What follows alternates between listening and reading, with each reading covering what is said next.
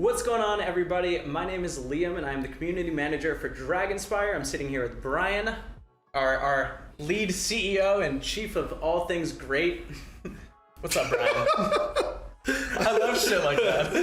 Yeah, I mean that's one way to do it. I'm down to go the kind of irreverent. We can continue. Yeah, so I'm good. This is our Q&A session. We sent out a tweet about it, asking people to submit their questions, and figured we have to have a video that's playing during Next Fest. Yep. Talks about our project and what we're doing. So what better format than to answer people's questions and talk a little bit about what we've been doing and things we're passionate about, and maybe give our dog some treats. Yeah, of course. And we did get a bunch of submissions from Discord, Twitter, you name it.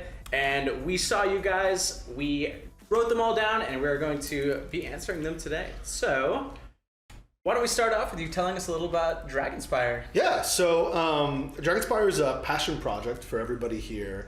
It's our studio's first game, and it is an online multiplayer roguelike set in an anime art style inside the world of Asteria, which is this beautiful world that we've crafted. There's all these kind of different biomes, and it's actually very rich in terms of not just the creatures that live there in the world and the characters, but also sort of the alliances between the different nations, and we'll get more into that stuff later. But it's a great game. The focus and gameplay is top-down isometric camera. You control one character, and you can collect a bunch of characters, but you'll only play as one at any given time. And then that character will go through, in different game modes, combat, where you fight enemies in real time. And as you defeat enemies, you gain experience, which allows you to draft. This is our roguelike feature. So you can draft power-ups, and you can build, do different builds around like elements and all these different things. And then as you get stronger and you draft these things, you end up eventually building up to boss fights. That's the whole focus of Dragonspire, is doing boss fights really well. Yeah. We've spent a lot of time on that. So depending on the game mode you're playing, you'll end up fighting these bosses, and it works a little differently in each game mode. And then your goal is to beat that boss and then move on to whatever's next. And in the main mode, sagas, it'll be unlocking like a new region and new dragon fights. In our trials mode, which comes later, it'll be different bosses that you can do, and then there'll be like a daily challenge thing. And also we have some stuff planned for PvP. We can get into all that later. So that's the core of the game. Collect characters, fight through roguelike experiences, beat bosses, and then the outer loop is to stand up sort of your gear collection and pet collection and all these different, I guess you would call it sort of a meta power progression for your character, so that you can eventually defeat harder and harder content. Yeah, awesome, man, awesome. So this is the first game coming from Starmie. Yes. First release. Yeah. This is it. I'm scared. It's a big deal. It's a big deal. We've been working on this game for a couple of years now. It's crazy. So can you tell us a little bit about Starmie? Maybe some of the history of the company? Yeah. Where things have come, where it goes? It's been a journey, man. We started the company in September of 2019, and I will say back then it was me. I had a friend of mine, Tona, who came on board to kind of help us set up the office that we're in now, and John. And that was it. We love John. Yeah, John's great. John's our chief technology officer, and basically wrote the entire backend himself. So if the servers go down, write John. Just kidding. Just write me. Yeah. Right. Don't write John. Don't stress him. Right? Add him in the Discord. But so it was the three of us, and we were kind of trying to figure out what do we want to do, right? And we had worked. John and I had worked together at High Res Studios. John was actually the first employee at High Res, and I had been there for I think at the time 7 years. And we were trying to figure out what was next. And so we had the opportunity to found Starmie and build a game for ourselves and a studio for ourselves. And we had thought a lot about, okay, well at High Res, we had done games in really big teams. And what if we tried to do a game studio, smaller teams, right? Sort of a la Supercell, right? Mm-hmm. Supercell's really popular in the mobile space. They make great games. I think Clash Royale's like one of the best games, at least on mobile of all time, maybe of all time in terms of like PvP games. Not Clash of Clans? No, Clash Royale. Like, Clash of Clans was good. I feel like Clash of Clans, there was a lack of options then. Clash Royale, there were tons of options, and it's still That game has magic, man. I'm telling you, that game was magic. So, and in fact, actually, in an early version of Dragonspire, we actually tested the Clash Royale card rotation mechanic of like building a deck. In Clash Royale, you would build a deck of 8 like either characters or spells or buildings, and then they rotate as you play them. And we had that in our game. It was a playable character like Serena, for example, and you would equip 8 abilities, and they could be of like a set of I think 50, and they would rotate in. So we had that like deck rotation mechanic. It was actually really fun, but didn't ultimately make the cut. Anyways, so when we started the studio, we were like, okay, let's do things in smaller game teams, right? We want to try that. We've done the big team. Let's do the smaller team and see if we can get really exceptional people who love the project, care about the project, and want to work across different areas, not just specialize. And we actually started with a totally different game. It wasn't even Dragonspire. It was we called it Project IO, which stood for Idle One. It was sort of an idle game where we collect these characters. You played these kind of games on mobile, right? It's like AFK Arena, like that kind of a game, right? Or Ooh La La. Ooh La La was so good. I really liked that game. I love idle games. It has a co-op component though, so it was like I could be offline, but you could log in and you could advance both of us. I thought that was so cool. Yeah, that's cool. So anyway, so we started on that, and then COVID happened. And we had to go full remote with the team that we'd built, and that was really hard. And as we were working the project more and more, we kind of realized, okay, this is too big of a scope for us. We're never going to be able to do this game. So, idle games, they involve a lot of progression systems, a lot of technology, and we just don't have the team size to be able to build all those systems. So we canceled that project. And in between that, we actually made because it was COVID, we made this project called the Grocery-O. I'll have to post a picture of it sometime, but it was literally... We can put a picture of it in the video. You guys will see it pop up. You would go into the game. It's supposed to be like a hyper casual game, but you would go into a grocery store, and your goal was to get your like emergency supplies without being infected by what we called the morons who had COVID. And it was like this sunglasses guy with this crazy blonde swoop, and it was 50-50 whether they were like infected. They may not have been, they may have been, but they just didn't care. And their goal was kind of to just try and cause mayhem, and your goal was to get your things and get out. They would throw like crushed soda cans at you or something. It was crazy. Anyways. Different times. Different times. We decided not to release that, but it was a fun internal project, sort of a game jam thing. And then we started working on Dragonspire. And that kind of became a foundation for Starmie and our studio. We decided, pretty early on, we wanted to make anime games. The Grocery-O was more cartoonish, I guess is how people would maybe describe it, and very hybrid casual feeling. Yeah. And Idle One though, Project IO, it was anime, and we fully committed to that with Dragonspire. And we said, look, that there are a lot of great anime games in the world. There are not a lot of great anime games being made in the United States or in the Western world in general. And wouldn't it be nice if there were more being made here, right? And so that was sort of our foundation, and it ended up being a double-edged sword for us, right? It's on the one hand, people who join the project are usually pretty passionate about working on anime and excited to be here. On the other hand, everyone in art school is told to scrub anime from their portfolio, and so finding people who have the passion for anime and are willing to outwardly show it was actually very hard. And so this has been a hard team to build, and I'm very happy. There's 16 of us total now, but the current team is phenomenal. I mean, we've really done a lot in the last 6 months, and I will say this team is the perfect team. So we went through several iterations of trying to find people who were passionate about anime, who wanted to work at a startup, kind of had our goals, and then through that period of time, we also did so many different versions of Dragonspire, right? I talked about how we had the deck rotation mechanic of abilities.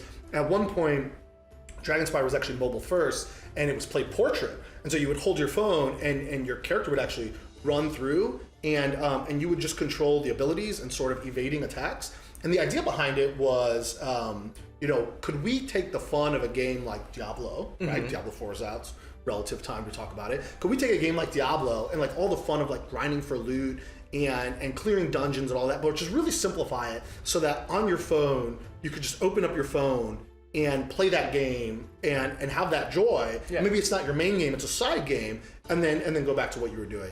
And we did that. We had a version of it that was pretty good. The problem was we discovered a couple other games working on that had released on mobile that were sort of like that, not exactly the same, but close enough, and didn't do as well that we thought, okay, maybe we shouldn't go this route. So we're like, well, what do we like about it? Right? Anytime you pivot on a game project, like, what do you like about it? What don't you like about it? And we decided, okay, let's do something people internally have been asking about for a while, and I was sort of blocking. That's not sort of. I was blocking, which was, instead of it being portrait playable with one hand, let's go landscape. Let's let people play with two hands. I really wanted it to be something you could do on the side, but let's try it. Let's go landscape. Let's play with two hands, and let's get a more involved experience. You don't just automatically run. You control where your character goes. You control your attacks. You control things. And so we made a version of that with sort of this room navigation, and that ended up being actually pretty good. And we built that into a fully playable demo that we took to TwitchCon, which you'll remember because you were with me. Good times. Yeah, you can check on our YouTube channel and see a small recap. Yeah, it was a great time. I mean, so we went to TwitchCon unofficially, right? We didn't get a booth. We didn't, spend a bunch of money. It was our tickets to go there, the hotel rooms, and that was it. And we walked around the floor with shirts on that said, hey, ask about our anime roguelike game. It had Dragonspire with Serena on the back. And we walked around the anime area, and we just basically just interrupted people as they were passing by and said, hey, we play our game. And I think half the people played out of pity, but a lot of them really liked it, right? They played out of pity, but then they were like, you know what, this is good. Actually kind of awesome. It's good. It's good. So in that version, it was the design was different than what you're going to play, but somewhat similar. And the idea was skills still rotated, kind of deck style, but you would play one of three characters. It was Serena, Brazen Naomi. These have been like our main testing characters. And at the time, they were all sword users, just one-handed sword users.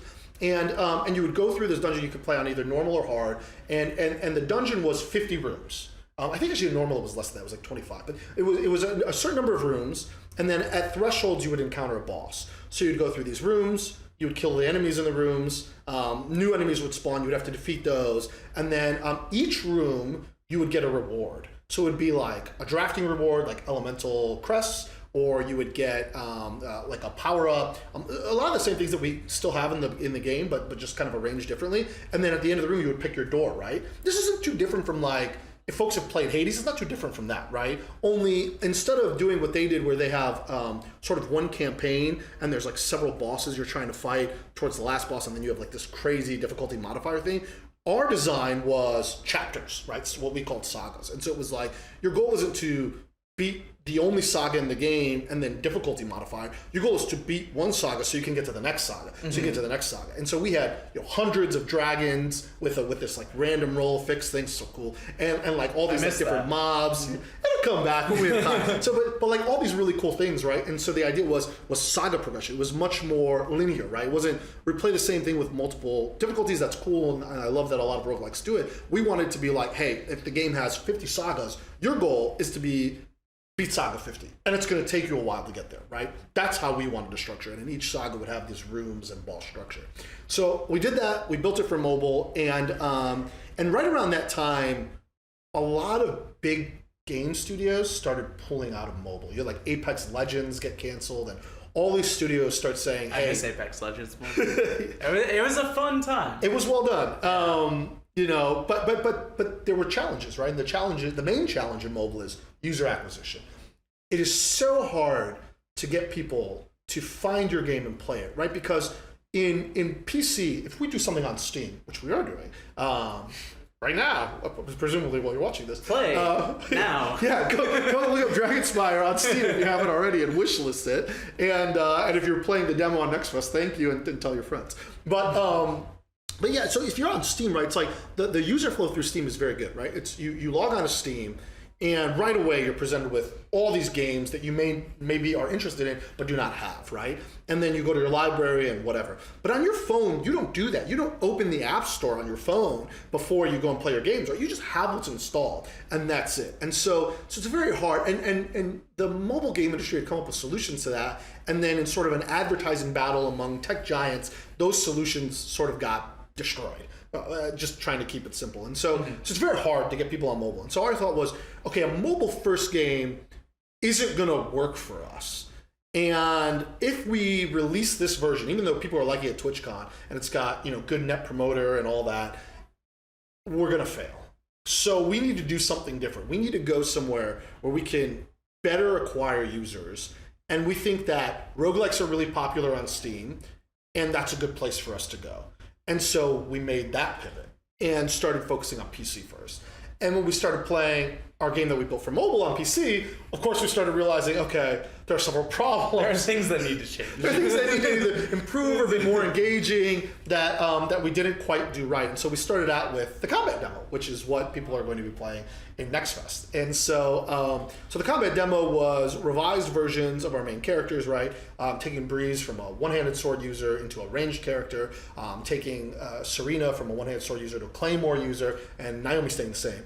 And then here we go. The katana is cool. I was gonna say Naomi. The katana. The Naomi katana, is still baby. awesome. Yeah, we can't mess with that. Oh, let's set this down. Make a thud. Gently. So the thought was we would revise those characters, and then also one of the things that I didn't love about our ability rotating system is really cool. But when you make abilities that any character in the game can use, they have to be sort of generic.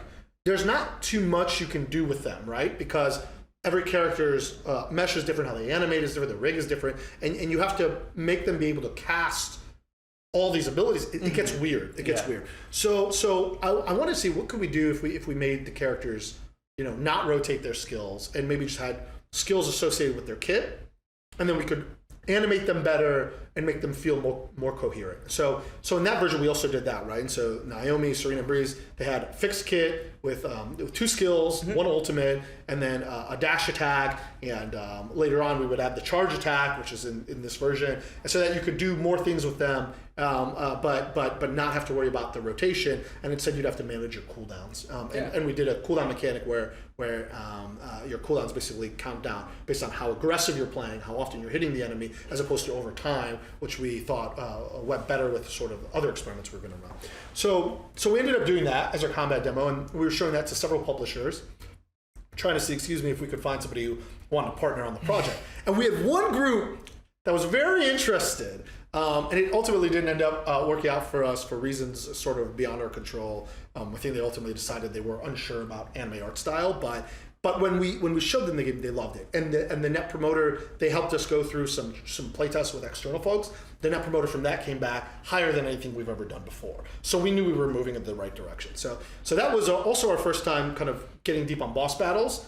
One of the problems we had at TwitchCon was the TwitchCon boss battle was not...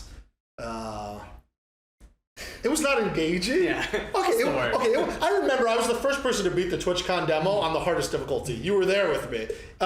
It's true. It was hard because if you got hit once, you basically died. You could get hit twice, but it wasn't hard because it was an engaging fight. Does that make sense? And so we really went back and kind of revised to make sure that our boss battles would be engaging. They're in every game mode, including the PvP mode. So it's important that they're really good. And so in that combat demo, we did our first really good boss fight, which is Riptide, and I'm super proud of it. The team spent a lot of time working on it, refining it, making it good, and I think it's good. So on normal difficulty with these characters, and that's the combat demo. And then we moved from there to saying, okay, it's been a couple years. We have an investor, somebody who's backing us financially, and they're kind of like, hey, it's been a couple of years. Are you guys going to ship anything? That's not a good call. We're getting there. It's not a good call again, by the way. It's very stressful. And so we decided, okay, well, we need something that we can test in early access with the world as soon as possible. What do we think that should be? And that is the early access version that will follow. And sort of our last adjustment, which is rooms are cool. Maybe a big open map you can explore is cooler. So we built a big open map with 3 different biomes in it, right? So sort of environment, settings, weather, if you will, with 3 different bosses, and then this final dragon fight at the end after you beat all these 3 bosses. And during the map, you can explore by yourself or with friends and discover points of interest and build experience and craft your build and earn gold that you can take outside of the match to then level yourself up. And that's the direction we're going now for the main game mode and for early access. And then there's all these other things that are involved in it that come later, right? I have this crazy master plan in my office. You've seen it on the whiteboard. So you're telling me that the Steam Next Fest combat demo is just a tiny, tiny, tiny, tiny fraction of what's in early access. It is extremely small, and because the demo's purpose was just to evaluate sort of the core combat of how your character moves and how you deal with bosses, we've disabled a lot of things. There's no roguelike drafting. That was actually one of the weirdest things, because I'll tell you, if you tell people you're making a roguelike, the first thing they want to see is the roguelike drafting. And I'm like, not in this demo. So that's a little weird, right? I mean, I think that's weird, but there was a reason behind it. And it was, we really needed to evaluate that the characters, without coming overpowered or getting these really nice builds, right? That they're just good. And we also need to see that the boss fights are just good. We don't want too many things. When you're designing something, if you have too many points of influence, it can muddle the results of what you're trying to measure. And so it's important to eliminate things so that you can really focus in on the parts that matter as you put it all together, right? Imagine like a Lego box, you open it up and you just like throw all the Legos at each other and hope it somehow comes together. It's never gonna come together, right? Sure. You have to build in little pieces and then connect those pieces, right? You just try to build the whole thing from looking at the back of the box. Some people can do that, but it's very hard. So that's why we set it up that way. And so you don't have open world exploration. You don't have the point of interest. You don't have the roguelike drafting. The next Fest build is only about controlling your character and fighting some bosses. And in our testing, people who are first-time players who have not consumed any kind of reference material around like, how do I beat this? What are the mechanics? The fastest we've seen on a clear was about an hour. And most people take longer than that to be able to beat it for the first time. So I strongly encourage people, do not look up YouTube videos, do not look up guides. If we have looping gameplay footage and you tune in and you see it, don't watch until you've beaten it yourself, and then you want to see how we beat it. And I think that gives people the maximum enjoyment. It's one of the challenges of making a boss-focused game is it's really the most fun, I think, for the people who opt out of guides or are the first to clear something. Sort of like raids in any. I was just saying, going in blind is always fun. Yeah.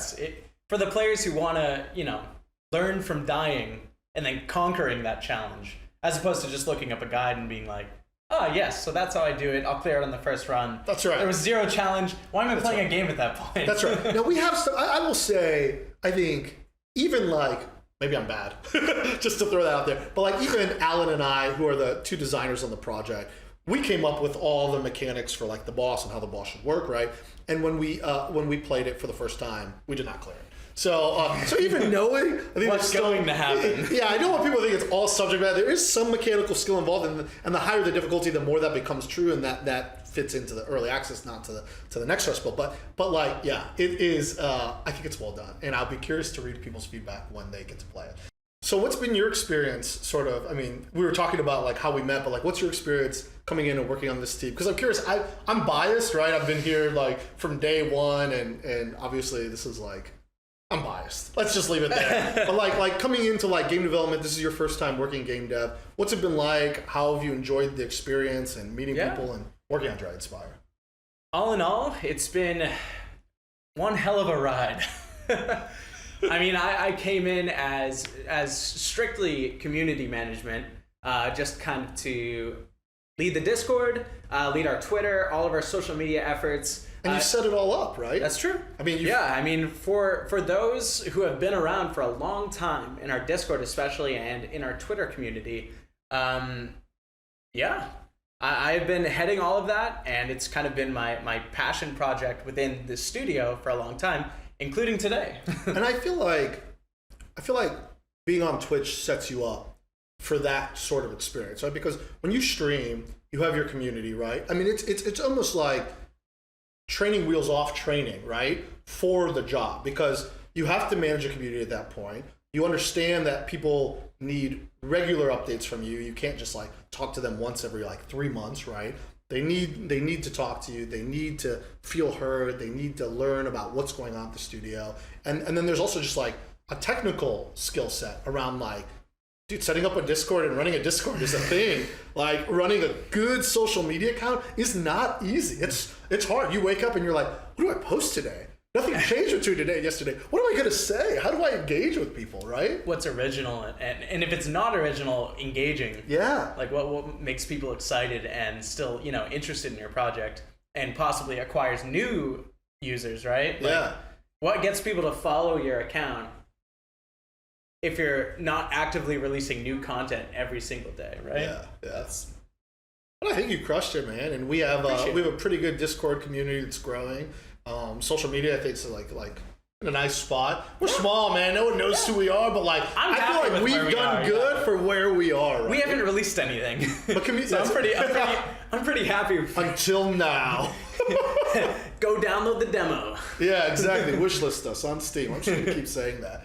But so you were doing community and you were sort of building up Discord and learning the social media management and all these things, and then you got an opportunity to do more with development, right? Yes. So eventually we hit a point where we were kind of rebuilding the foundation of the game, as you know, and at that point there wasn't much I could truly do in terms of community, and there was really not a lot going on. You think sometimes there's not a lot going on, but then there's not a lot going on when there's literally nothing you can show. Yeah, that was tough because we had a full tech rewrite. Yeah. Right. At one point, we had sort of, so I didn't talk about this in the history of Starmie, right? But like, we had been building on Dragonspire and sort of these different versions with a mobile focus and with different team members for a couple years. And what happens is you get bloat. You get a lot of bloat in the project, and our project was in a spot where, to test simple things, it was taking several hours, and we had to basically refactor some of what we had done, and at that point there's nothing new going in, right? It's just a sort of rebuilding of the old, and that is the worst time for community, because if we're just rebuilding the old, there is literally nothing new, nothing other than, I guess you could post snippets of, hey, the code used to look like this and it looks like this, and here's how our blueprints used to look. But like, that's for not you helpful. Programmers out there, you'll be interested in this. Game developers are happy for that content, and everybody else is like, what? But yeah, so during that time, I got the opportunity to work over at our sister company, Prophecy Games. Yep. Where I was under some mentorship, and I got to learn how to do QA more effectively, and that was a lot of fun. Yeah. I found a huge passion for that job, and just kind of all the facets in it that are so cool. I mean, you get to stick your fingers in basically every part of the project. Gotta give her a treat if she comes over. Hi, Dee. There you go, little shmoo. Yeah, that's so tasty. So that was Star Siege Raiders, right? Yes. So and then they ended up working from Raiders into Dead Zone, and Raiders got put on hold for internal testing, and they went to Dead Zone. So Star Siege Dead Zone, I think, is also available on Steam. You can wishlist that. It's a very different game than Dragonspire. Very different. But it's cool. I think they call it a corridor extraction shooter, which is somewhat in the vein of Escape from Tarkov or Dark and Darker. Probably closer to Dark and Darker, yeah. Where you're in sort of these corridor maps that are procedurally generated, and you fight for loot and you extract. It's really cool. Anyways, check it out. So you were on that, and that's cool because you're not only QAing for a new project and new art style, but also you're dealing with procedural generation. You're dealing with much larger, right? Our game multiplayer is 3 players, or if you're doing PvP, 6 players, and their game was upwards of 24, something like that. I mean, that's a lot of people. It was 18 for a while, and then it was bumped to 24. Yeah. It's different for sure. It was nice to get a more of an insight into a multiplayer game and what QAing that would look like. Yeah. Very different from a single player game. Yeah. There's so much. Yeah. When you're dealing with a server. Yeah. it's night and day. But yeah. And you brought that back. I did. Yeah. And now I lead our QA. Yeah. As well as community. It's a good time. You have 2 hats. Right now you have no hats. I tried to give you a hat, but it was weird. It didn't was a fit. weird My hat. head's big. Well, should we jump into community questions? I guess so. It's like that's the subject of this video. We've been talking for so long. Do you think they all just tuned out? We're just having a good conversation, and do you think everybody just kind of forgot? If you're there, it's time to segue over to the community questions. Yeah, let's go. All right, so let's start off with, we have a question from Rain. Is the game free to play? This is a complicated question. It should it's so short. It should be simple. You think it's a yes or no? The game, so sort of 2 things. First of all, our goal with the game is to eventually be free to play. So the answer is yes to that. I think there are a couple of things that could influence that decision. The first is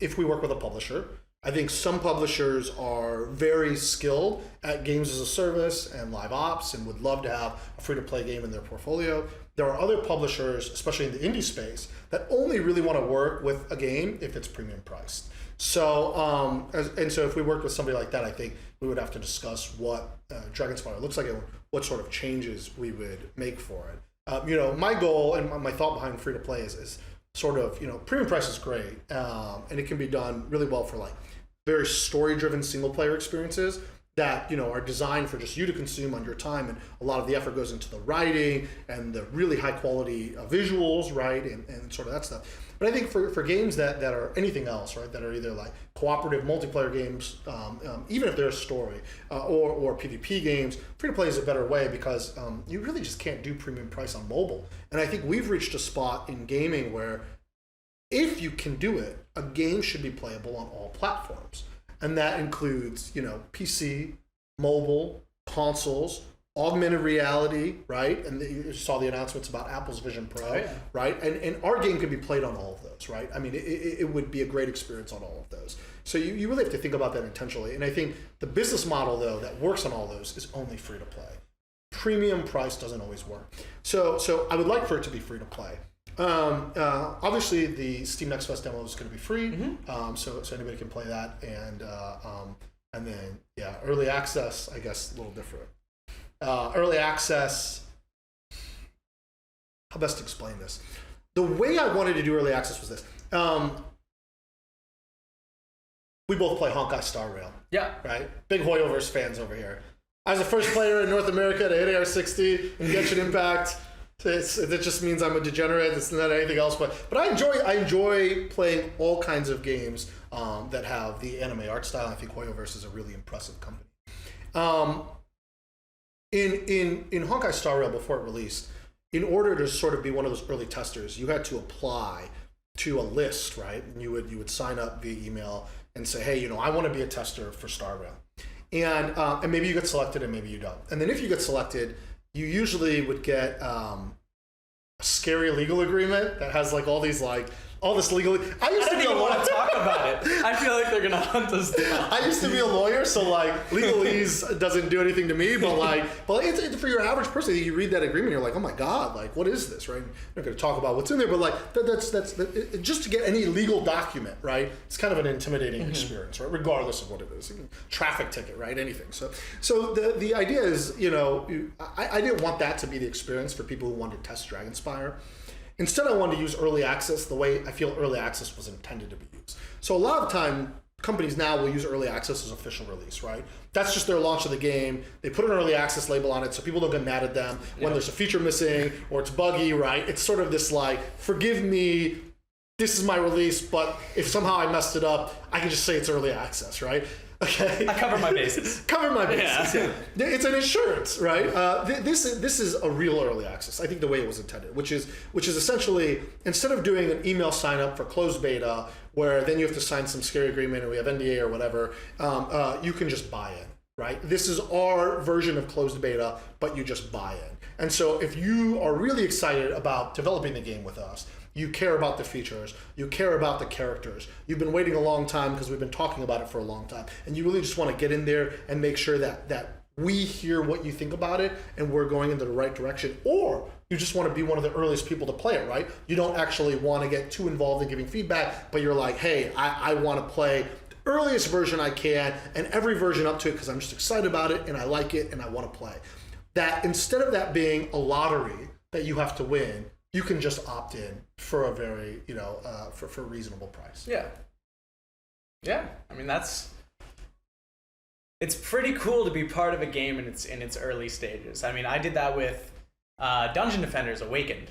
Yeah. And I backed them on Kickstarter, and I was very excited to kind of see the development process and just kind of where things went with that. Yeah. So I haven't had too many experiences with buying into early access. I did Rust back in 2013. Great game. Early days of early access. Yeah. That's some of the OG ones. Yeah, that's awesome. All right. Next question from Footkey. Great name, by the way. How much will it be to buy into early access? That is also a good question. So I think and we probably are open to feedback on this, but I think our current thought is that we looked at the market and sort of examined comparable roguelikes and what they were doing for early access pricing. And I think we'll probably come in at $19.99 USD and then probably run a sale for the first week and maybe through all of Steam Summer Sale, which is following Next Fest. So I'm thinking 30% off. I have to see what the platform allows us to do, but definitely some kind of discount that first week I think is really important for people who have been waiting a long time and want to buy in. And then the idea behind that is whatever you pay when the game comes out in official release, we make good on that several-fold. So my thought is, let's say you buy in early access at $20, right? Or you get it on sale. Let's say you missed the sale, you get it at $20. That when the game releases, we give you way more than $20 in value back, at least 5x that, right? And so that can come in a lot of different forms, and we need to see what the final progression takes. But my thought process is, and at some point we'll post what those rewards are, but probably something pretty good that I think everybody would like, and then some other things that some people will like that is just sort of what I would call trophy content, things that don't affect your gameplay experience, but are cool to have. And showed off. Yeah, it shows that you were there early, right? We've all played the games where you get the special stuff and you're like, I'm going to put that on just so other players know. Yeah. I'm special. Yeah, so I think our idea is to give a lot of value back to the folks who are there early in testing. And so my hope is that you sign up, not only do you get this great experience, which you pay for, but you also get a lot of stuff later on at official launch when we're able to fully complete the game and do all that. Yeah, awesome, sweet. I look forward to buying it at $13 to $14. We can't do math. We're exhausted. 30% of 20. I don't know, man. It's somewhere between 6 and 7. All right, next question. So this is from Galix. A reference to Dragalia Lost, by the way. Yeah, big inspiration for the product. Shout out to our Dragalia, our Losties. We love you guys. Is there any story or character lore planned? All right. This is a tough one for game developers because I think anybody who works in game development is usually pretty passionate about the world and the setting. Why are things happening in this world? What is the story of these characters, especially in anime, right? Where you collect characters or you want to know who they are. And there are two ways. There's probably more than that. I'm oversimplifying, but in an oversimplification, there are really two ways to kind of approach world building. One way is the way a game like Diablo does it, and also Hades, right? Which is they plan it up front, and the game launches with it, right? And there's a deep story with lots of dialogue to explore and plot twists, and all these beautiful things, and that's awesome. The other way to do it is the way Riot has done it with League of Legends, which is to create a great game first with characters that are interesting and have background stories, and then over time tie those threads together and really start telling the story at a later point, once the game is doing well and they know they can afford to invest in that area. I think we're going to be more like Riot. And so we have done a lot of thinking about the story. We have some document that's it's got to be 80 pages long or something. It wasn't even originally written in English, believe it or not. Which is cool. I think that's cool, by the way. We have a very deep world that we've thought through.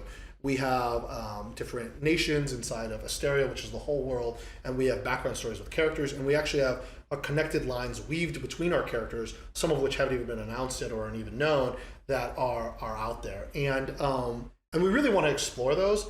And the way we're going to explore it is sort of twofold early on.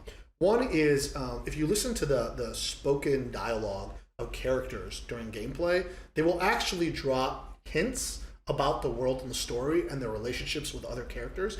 And I'm not quite positive we have this working yet, but our goal is that depending on the makeup of your party, the characters will interact in different ways and say different things to each other. I love when characters talk to one another. I was going to say, that just makes me think of Valorant, especially, because they have it so that, the agents will have unique dialogue with any of the other agents. It'll be random which one they do. They have dialogue about the other team's characters. Yeah.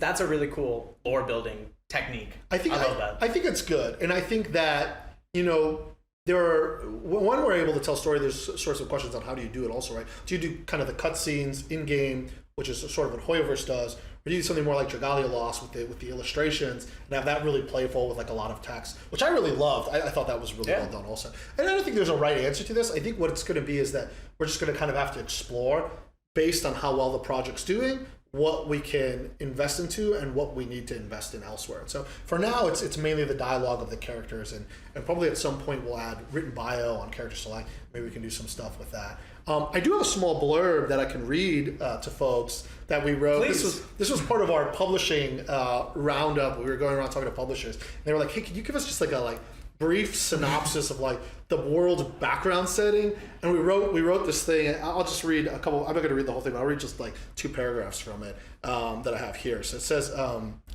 I need my narrative voice. little sip of my beverage. Okay, so this is what it says. We're all born of the elements.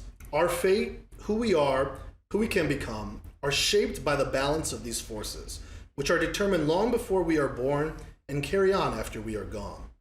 Legend has it that 10 keepers emerged from these elements, each molded from the many traits of mankind, but exuberant in only one: bravery from fire, mercy from water, curiosity from wind. 9 elements in total, each with their own key to open the gate into an unknown realm with infinite possibilities. A realm where you can erase pain, reshape your soul and body, and ascend to be among the keepers. This presumed legend has circulated Asteria for generations, whispered among its people and shared across developed nations and fishing villages alike. Everyone learns to interpret legends in their own way, some following the stories zealously, while others seek evidence of such tales. But truth always has a way of coming into the light. Wow. Yeah. Let's just put that in the game with you saying it. There was several other paragraphs after that talk about Serena's like early origins and stuff. But we'll leave that for another time. Wow, that was really cool. Yeah. That's exciting. I can't wait to see a more in-depth explanation of everything that was just mentioned. Yeah. It's great, and I'll tell you. If you look at like just some of the relationships, I mean, there's very clear sort of ties between, like, just to give people a preview of some of the characters that are next to us, right? Serena has a very close relationship with Breeze, but there's also a lot of mystery around Serena's parents, which she struggles through and you have to figure out. There is a really interesting relationship with Naomi and sort of everybody else, and Naomi is related to Kirasame, who's a character that'll be in early access. There's also Nadim, who's in early access, who has a relationship with another character, Amunet, that's not in. So there's a lot of like good stuff that'll be happening. Between these different characters. It'll be cool to see the dialogue. Yeah. And then there's characters that are my favorite, like Mr. Like, who I really love, but is not actually... Someday. Yeah, someday.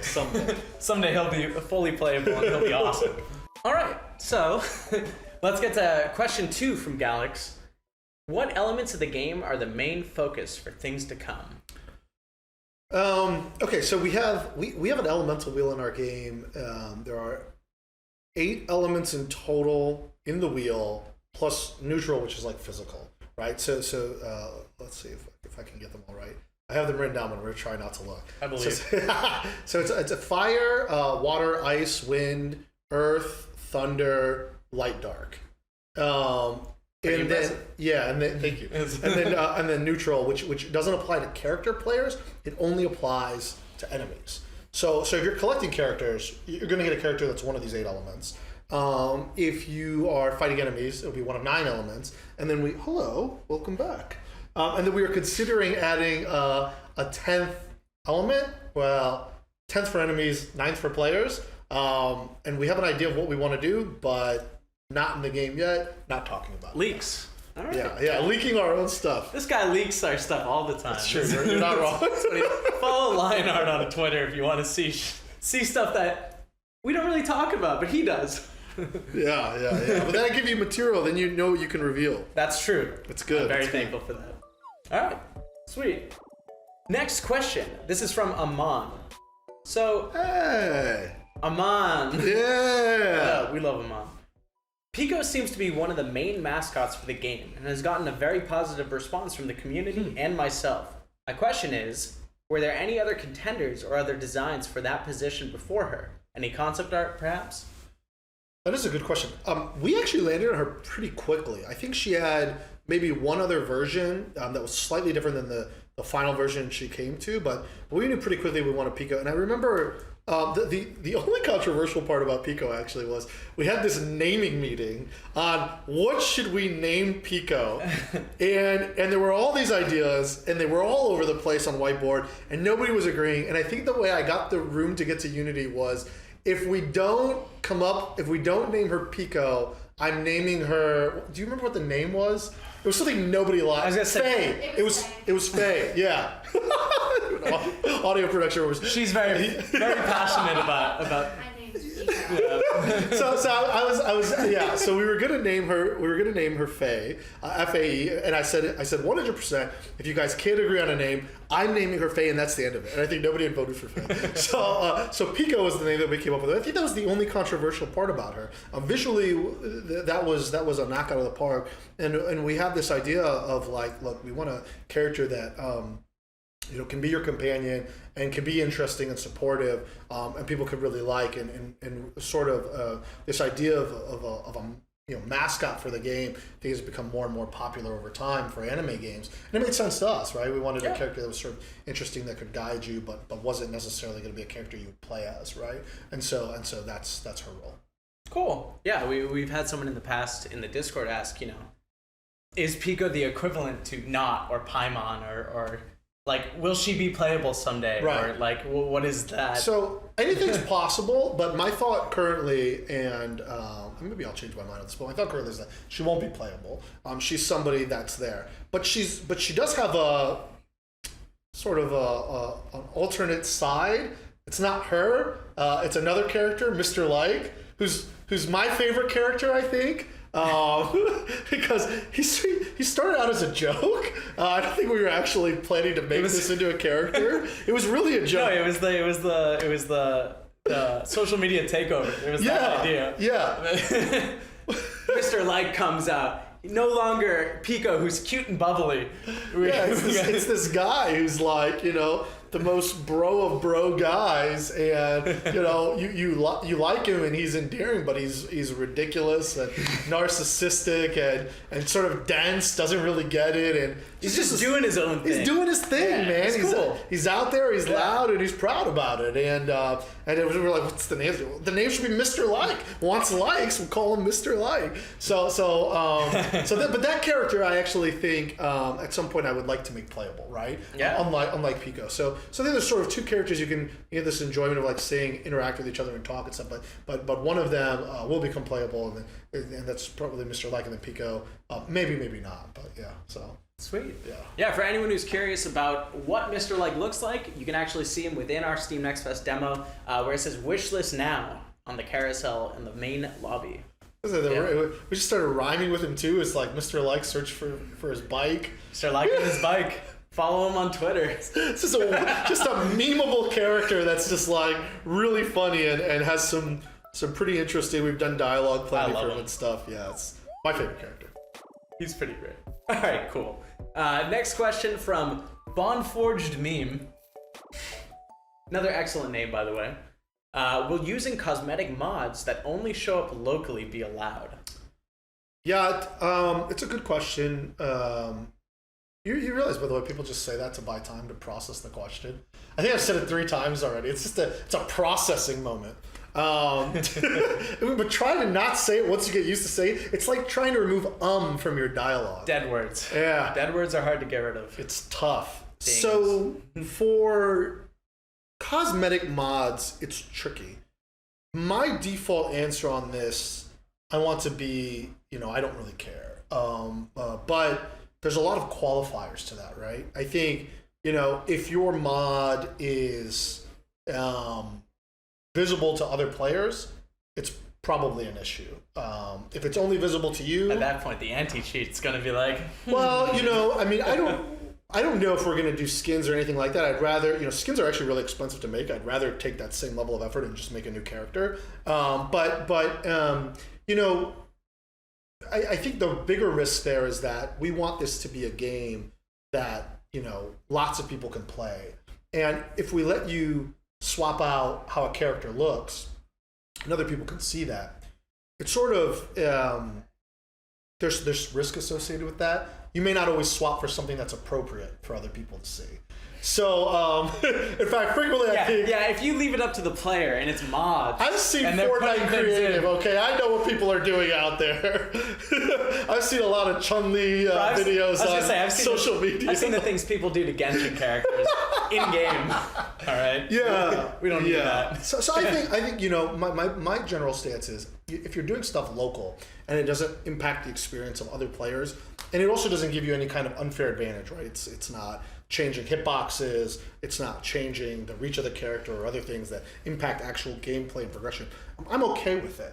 But so there's a lot of stuff like that in various games. But if it impacts the gameplay experience for other players, or if it gives you some kind of an unfair advantage, I think we're probably not okay with that. And I think then in that instance, sort of the creative freedom is best reserved for fan art, right? It's you can draw our characters how you'd like to draw them, and we'd love to see what people want to do. And even internally, I think we have a few different versions of like Naomi. One where she's her normal self, one where she's in this beautiful white dress or kimono actually, and that just looks wonderful. And then there's another one where she's in like a businesswoman's suit, and she's got like the jacket on and the white dress shirt. And so I would love to see how people want to sort of adjust and do those things. And then I think, but for in-game, we have to sort of respect everybody else's experience. Yeah, of course. All right. Next question. This is from Shadow Demon. So there's numerous questions here from Shadow Demon. Shadow Demon asked 7 different questions. So we like the enthusiasm. Yeah, we will answer 2 of them now and then get to the other 5 later on. So we know that the game is coming to both PC and mobile, but will it be available on consoles as well? Like, for example, Nintendo Switch. So for Next Fest and at the start of early access, it's only going to be PC. That's the only thing that we're going to support at the beginning. The reason for this is that when you develop for multiple platforms, there are certain requirements that are challenging for a small team. Mobile, by way of example, cannot do everything graphically that PC and console can do, right? And so when we build for mobile, if we've been building for PC, there are frequently performance things that we sort of have to address in order to solve those things. So we're watching Heidi. Yeah, Heidi is climbing all over things. That's the name of our dog. She's just kind of wandering around the studio. She's very excited. I think she's just trying to figure out how to get my attention for more of these tasty treats that we have. So when we're developing for multiple platforms, PC where we start is sort of the easiest and most flexible. So that's where we want to begin. And then mobile's the next place, and then console. And the challenge with console is that not only are there hardware requirements, the hardware is actually usually pretty powerful on consoles these days. The bigger challenge is that every console provider has a lot of certification requirements around integrating with their platform and their account system, right? Xbox Live, PlayStation Plus, Nintendo Online, or I don't actually or whatever it's called. Nintendo's online service. I should know this. So you have to be able to integrate well with those, and that's a huge arc of work. And we're really at maximum capacity for the team right now. And I want everybody focused on making the best possible game before making it available on the most possible platforms. And I think that's the right priority, and hopefully everybody in our community would appreciate that. But long term, right, towards launch, I would love for the game to be available on consoles. I would love for it to be available on mobile, on PC, on Mac, on the Vision Pro, right? AR, yes, I'm a big believer in AR. So like all these things, right? I want the game to be playable on every platform. That's my goal. What we can realistically accomplish between now and then, I don't know. But sort of that's my thinking. Yeah, that's awesome. Hey, I would love to go home, sit on the couch, play on the PS5. Boot up Dragonspire. And by the way, one of the reasons why we chose the perspective that we did, this top-down isometric perspective, it was sort of threefold. One, it plays well on all platforms. That camera that camera perspective is extremely portable. Two, it is an underserved perspective, I think. Maybe not in roguelikes. It's more common in roguelikes, which is good. But in like general genres, like League of Legends is one of the biggest games in the world. Honor of Kings, right? Tencent's version of League of Legends on mobile, I think is the number one grossing IP in the world. That game is done very well. So and those are top down perspective. And I feel like players who love that perspective and want to go to other games don't have as many options as they should.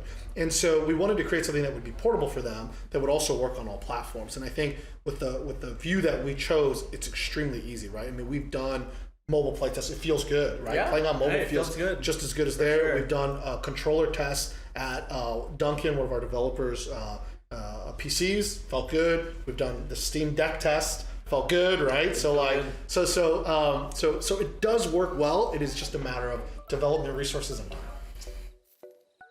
As most things are. Yes. A matter of development resources and time. She's so cute. Look at her. What a baby. Okay. Next question. Yes. So regarding early access, when the game officially launches, will there be a way to transfer data to either version? And also, does progress carry over from Next Fest to other versions? That Neckfest, bro. Yeah, I was That like... Neckfest. That's how I feel right now. I feel a little... I wish we had an extra week. All right, so there were two parts to that. So first, does progress carry over? I think I should generally just speak about progress in general, not only for Next Fest, but for early access and for release. So remember, I sort of, and depending on when you're tuning in, you may have missed it, but my general mantra about early access is that we are using early access in the way I think it was intended, which is really sort of a opt-in closed beta. So your progress during early access is going to reset a lot. And nothing from Next Fest will carry over to early access because there's not really anything to carry over. It's just a combat demo. You play, you see if you can beat the boss, that's it. That's not actually an experience that we will offer, although it's actually not too different from what I have in mind for our trials mode, except the difficulty is way easier than what will be in trials. But that said, for Next Fest, nothing carries over, and for early access, we plan on lots of resets. So if you buy into early access and you play and you are expecting that progress to continue to official launch, that's not going to happen. It is possible that after our final reset in early access, during our preseason or season 0, that whatever happens during that, we may let you carry over. But I don't know yet, and that's still fairly far out. That said, the act of buying into early access and those rewards for participating in early access, those will absolutely carry over onto official launch. And unless a platform blocks me from doing so, my plan is that those rewards will be accessible to you on any platform as long as you're logging into that account. Now, we need to still build a lot of the account linking infrastructure and things that we'll want in order to be able to give that to you, but we will make sure that's done before you are able to access the game any other way besides opt-in early access on Steam. All right. Sweet. Excited for those rewards. Me too. They're gonna be cool. Yeah, I think so. You guys will see them soon. They're pretty awesome. All right, next question from Wark. Will the game have PvP? I know you've mentioned this already. So it's fast. So the answer is yes. But let me explain what it is, because I don't want anybody who's anti-PvP to be turned off. So just, if you don't like PvP, stay for my answer, please. So originally, there was like a week-long period where I wanted to ship this as a PvP first game, and then we decided not to do that after having discussions with our investor and doing some surveys on Twitter about what people were most excited about that was coming. It was pretty clear people were really excited about the boss battles. We decided not to do that. But I love our PvP mode. I'm scared to go into too much detail because I feel like it's gonna get yoinked. But I'm gonna talk a little bit about it anyways. So the PvP mode we have planned is not actually like me and you our characters fighting, right? If I'm against you, our characters never actually directly interact in our PvP mode.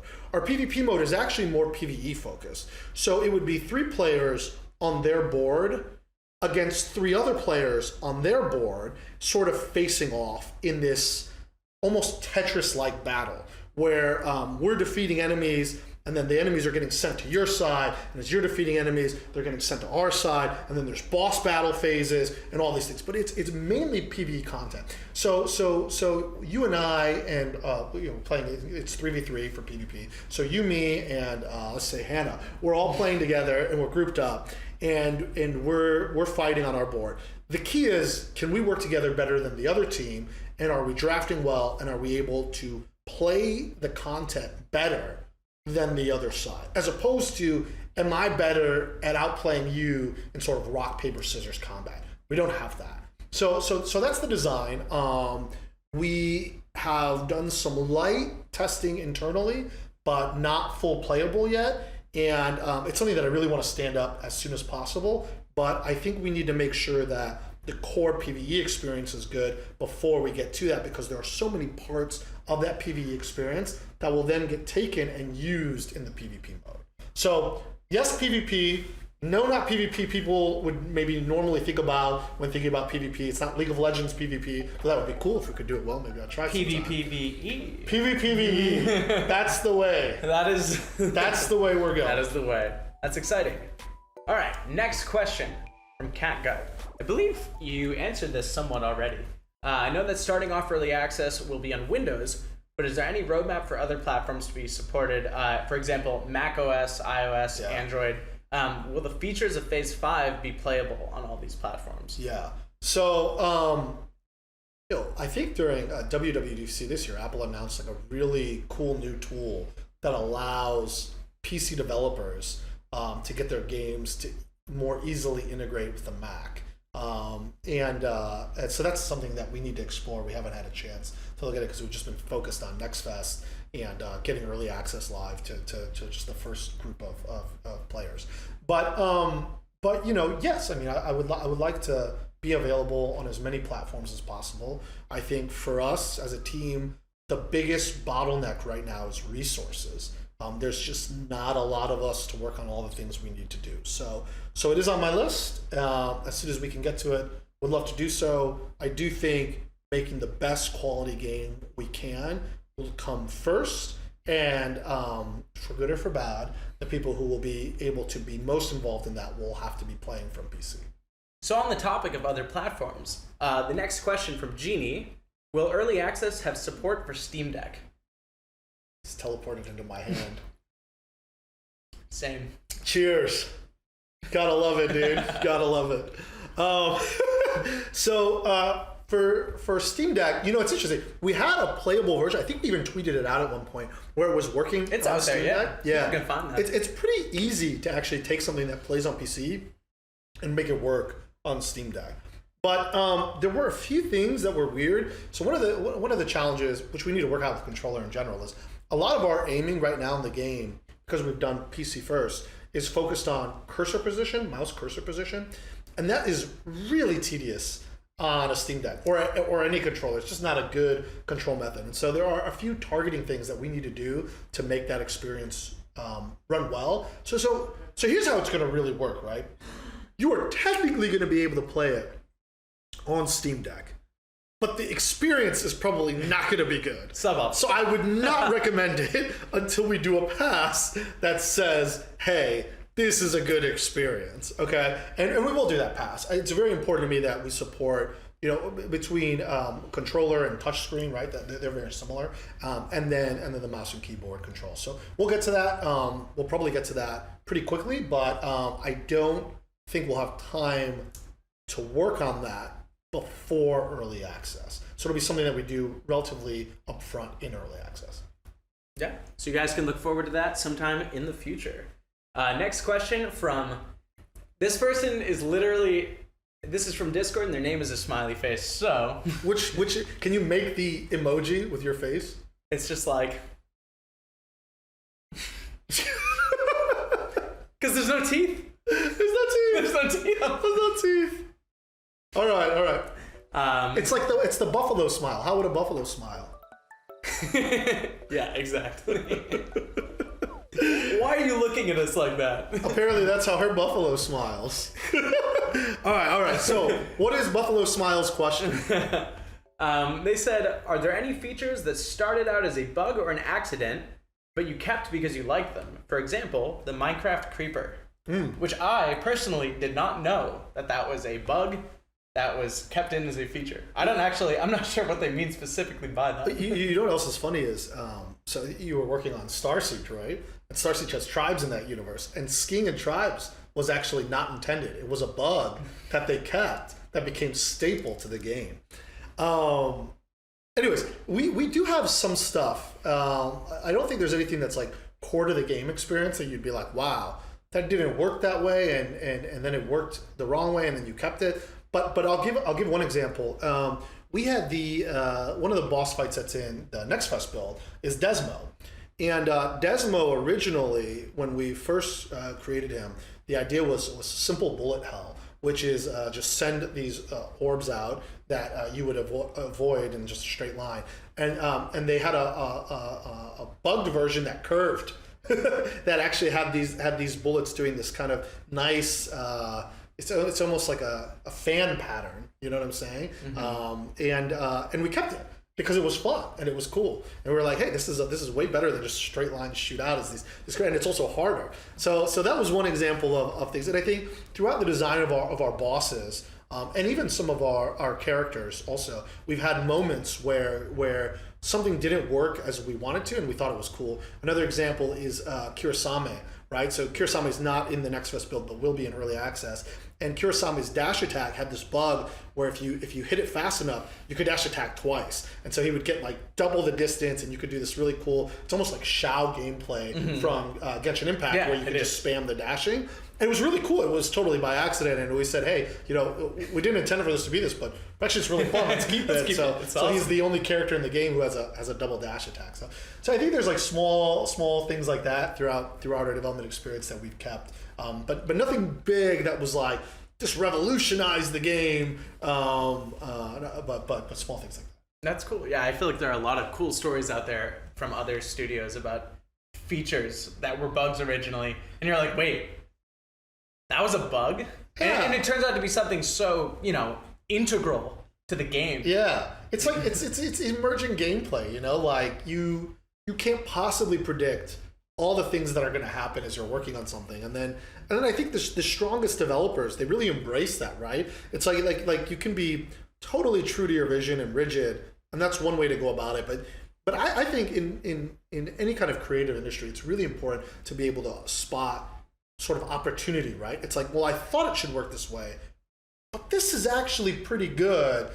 I'm going to try it. And I think in that decision-making process, fun has to lead, right? Too often, especially when I work with like new designers, they get distracted by perfect balance, right? It has to be so balanced for competitive reasons or perfect progression that we start to forget about fun, right? You have to make something fun first and then think about, okay, now that this is fun, how can we make it work with everything else, right? And if you let that lead your design philosophy, I think you find lots of bugs that end up being pretty cool additions to the game.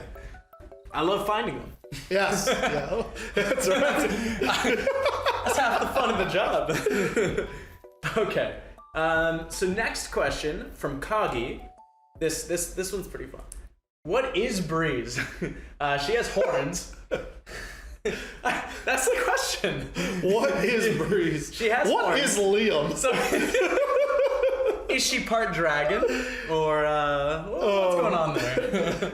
So she is hybrid, and does have ties to ancient dragons. I think that's probably all I can say about it right now. Again, just sort of our presentation for lore and not revealing too much. But if the question is, is that like a headband she's wearing, or are those actually part of her body? They are part of her body. It's not dress up. Okay. Although you can dress up as it if you want to cosplay her. Tweet it at us. Yeah. I'll retweet. It'll be great. Yeah. Speaking of characters and how they look, we have Arid Statue asking, who is doing the artwork for Dragonspire? Ever since I saw the character art, I've been wondering who it is. Yeah. So we have all of our art in terms of like original creation of how something's supposed to look, how something's supposed to feel is all done internally by Team Starmie. So sort of in creative direction, we have Cotton Tan. And Cotton is our 2D artist who comes up with the visual look of characters, also helps concepting our environments, our UI screens, everything that starts sort of in that initial game development phase of how should this look and why starts with him. Now, there are several people who contribute to the ideas of characters, right? So we may say, hey, we want a character that evokes clothing from the Middle East, right? We may pick a specific location even and say, this is what we want. Or we may say, we want a character that looks like they could be from the North, right? Mm-hmm. Dressed warmly for that kind of weather, but also still, attractive. And then what does attractive mean? It can mean so many different things to so many different people. So I do think that there's a group contribution around what we want, but sometimes it's as simple as, hey, we need a Claymore character. And then it's whatever is sort of in his mind that he wants to create, and then we do review processes internally around like, do we like this? Do we not like this? Why? And sometimes it can be from a lore perspective. Sometimes it can be from a game design perspective. Frequently we say, okay, we need different weapon types, right? And sometimes it changes, right? So like Serena started out as one hand and evolved into Claymore, right? Breeze started out as a one-handed sword, evolved into Catalyst, right? And so I think it's compelling, and it can depend, right? Like Mr. Like's sort of origination. As a fun fact, right, was sort of I had this idea that I wanted for a particular kind of character, and exploring other characters. There was actually one in the exploration of how do we want to make our different characters look that ended up being the basis for Mr. Like. So Cotton was working on a completely different character and had drawn out like, okay, how could this character look? And I think had like 5 different versions of the character, and I was like. And we ended up picking a different version that wasn't what Mr. Like ended up being, mm-hmm. And I was like, this one for Mr. Like looks great, and then he was able to give more life into that. So I think it's an organic process, and then when it goes from 2D to 3D, and the character gets personality and life brought into them beyond just the illustration, that involves several other people, right? So Dylan works on our animations and will give the characters different poses, not only just in the lobby, but in sort of combat, and breathe life into that personality that we've tried to come up with. We have Yvonne working on VFX, right? So that the attacks look cool and have great moments. The 3D models are either done with our partners externally or internally by Tian and Taylor, right? To give them life, and same thing with the environments, all that stuff's crafted internally. And so we have this pipeline in this group, and actually Hannah's been doing VFX as well, who's currently acting as our audio producer. So we love you there. Yeah. We can form the heart. Wait, there we go. Come on. Yeah, that's probably the most scuffed looking heart we've ever made. But the point is that there's lots of people on the team who are at any given time are contributing to making these characters look great. But if you're talking about the sort of the origin of like, where does it start? It is Cotton Tan who sort of gives us the creative visual for it at that early 2D phase, and also to his credit does a lot of our lore as well. Speaking of characters from start to finish, the next question is from Stafflix. We've seen how Serena has changed over time on social media, by the way, but I'm curious on other characters, Dragonspire. Mostly on who has changed the most. It probably is Serena. I mean, so the very first. So let's talk about the history of Serena.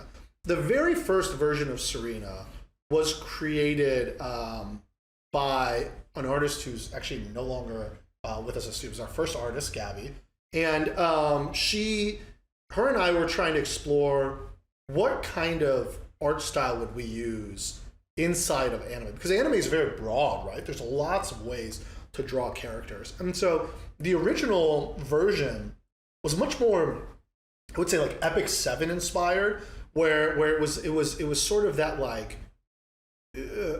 almost like realistic materials on top of an anime character, and so she had this like, I don't know what you call that headpiece. You know what I'm talking about though?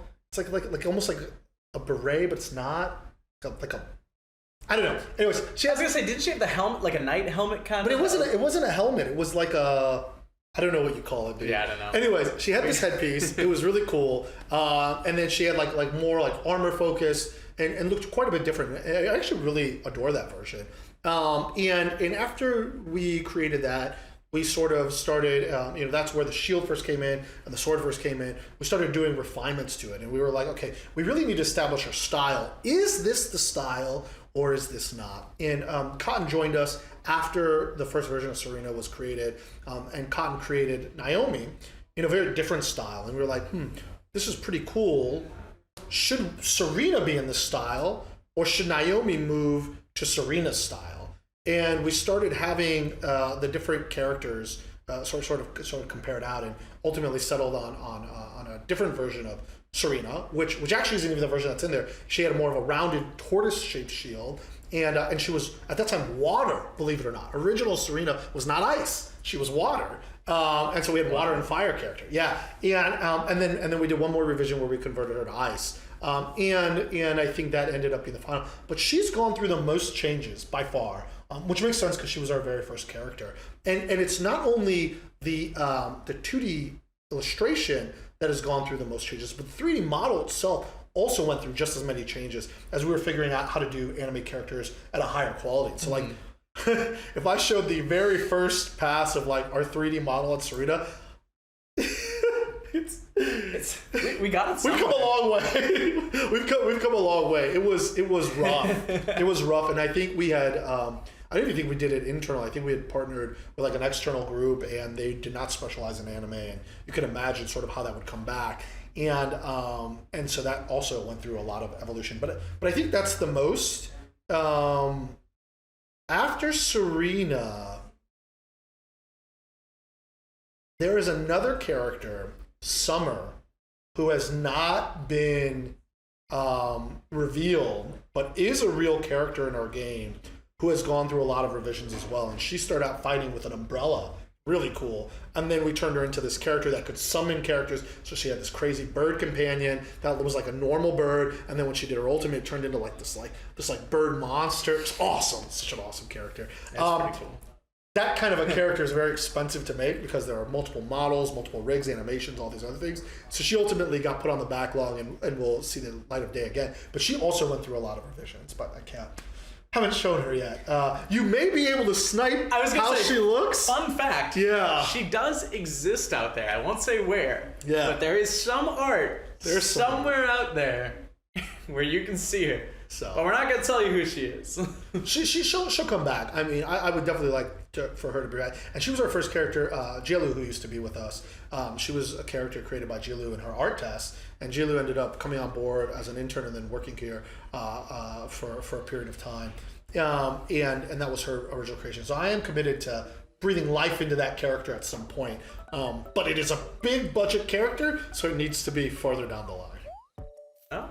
That's exciting. I can't wait to play her. Speaking of phoenixes and birds and pets and whatnot, next question from Christian Mason. How will pets work in the game? Hey, before we get to pets, there's one other character. I don't remember her name. I named her, but I don't remember her name. This is a problem. But I also have a character. Sorry, I have to mention it because she's so cool. There's a character that has a giant cello as a weapon. They have a giant cello and it's a fire character, and they play music and fire comes out. It's so cool. And she went through a lot of changes also. She was like originally like a very simple sketch, and then she ended up getting this like almost like poison ivy like sexy dress feel. Anyways, that's another character for the future. Anyways, so yeah. My mind's digging through all of our concept art I've ever seen. Like, I'll show it to you later. I'll show it to you later. It's another of Gabby's creations. She was such a creative mind, man. I'll show it to you. I'll show it to you. Okay, so the question was how pets work? Yeah. Okay, so we have built this crazy pet system that essentially has, I think, billions of combinations of pets that can be made procedurally, and it's not just the 3D model of the pet, but it's also the 2D illustration of the pet. It's also composed procedurally. It's a really cool system, and I think this was back when we were doing all kinds of experimentation, with like what can we generate procedurally, which pieces will be able to work versus not, levels, characters, art, etc. So we built this great system, and the pets. I mean, there are all kinds. There's dog, cat. Yes, there's like a base pet, and then there's usually like a few variations of it, like on the face. So like cat could be tiger, would also be lion, right, as an example. But the body would basically stay the same because they're all just like cutesy pets, right? Yeah. They're not like literal, like you can have a literal like fully adult pet. It's always cute, like cutesy pet. So and then there's different outfits for the pets, right? They can be dressed up as like a sushi chef. They can be dressed up like a king. They can look like a demon, part dragon. And there's all these like pieces, parts that sort of go together on the pet. It's a really cool system. So for us, the way we are looking at pets right now is they are a seasonal collection, which means that in Dragonspire, we want to have seasons where, let's say a season is 3 months. Okay? For a 3-month period, while you progress, some of your progression will be permanent, that will carry with you from season to season to season. And these are things like unlocking characters, ascending characters, stuff like that. And then there will be progression and like account-based stuff. And then there will be progression that is only for that season. Pet collection fits into that. So you will find in each season these pets as you play through the game. And we're going to work out, we want to test different models of the community in early access. So I don't know what the final one is, but the theoretical first test is that you'll be able to collect these eggs as you battle through things. And then you'll incubate the eggs. And out of the egg, it's like Tamagotchi vibes, out of the egg will hatch your pet, okay? And your pet will have a procedurally generated look, and it will also have different stats that it contributes to you, and it may, depending on what we have time for, have its own either attacks or passives or a mix thereof, okay? And there are 2 versions. We did one version where the pet actually joins you like during battle. It's pretty cool. And there's another version where it only comes in to do things and then goes out. And there's another version where it's not there at all. And I don't know which one we're going to do. We have to see what plays the best and be mindful of like visual noise on the screen, performance, those kinds of things. But the idea is that you will collect these companions in a season and they will help you do better as you progress. And so like, you almost imagine like the artifact grind in Genshin, right? It's like you go into this dungeon, you collect these pieces, they have random roll stats, you try to get other pieces that have better random roll stats, nobody wants defense, stop rolling defense, and you go through this whole process, and then eventually, after several months of farming, you have a relatively good collection of artifacts for the character you're farming for, you move to the next character. Hopefully. So for us, the thought is like, okay, that's cool, it's fine, but wouldn't it be more fun to have companions that are pets that you collect that are not only like cute and visually different, but have give you sort of that same end game, right? It's like the reason Hoyoverse does that, and the reason why that's inside Genshin Impact and Honkai Star Rail and probably every game they ever release forever is because eventually players, especially players who love the game the most, they're going to reach an end game and they need something to do. What are they doing? What are they collecting for? And stat chase is a very good collection thing, right? It's like, okay, I want to make my character stronger, but to be the absolute strongest is actually very hard. Yeah, min-max. Requires it. Right, yeah. Exactly. So for us in a season, that's pets. And for people who don't care about min-maxing, then the min-maxing that you can do is just to collect the pet that's the most adorable to your particular preferences, and everybody wants a different kind of pet, and the visual attributes have weighting to them, right? So it's like, you could get a pet that's like extremely rare, one of a kind, nobody else has it, because it happened to roll the rarest stuff on all the different parts. Or you could have a common pet that like a lot of people have, but that's the one you love, right? And so you can chase the visual side of it, or you can chase the character power side of it at your own preference. And probably at some point we'll have to look at some systems that allow you to like merge if you got like really good stats, but you want it to look a particular way, some kind of merging. I don't know how we're going to do that yet. That's down the line. Yeah, that's what we're testing later. But the general idea is that you'll collect pets. They'll have a unique 2D art to them, a unique 3D art to them, and they will help you become stronger throughout the season as a separate sort of progression arc from your character and your character's gear. Well, that's exciting. I can't wait to hatch my own pets. They're going to be super common and have terrible stats.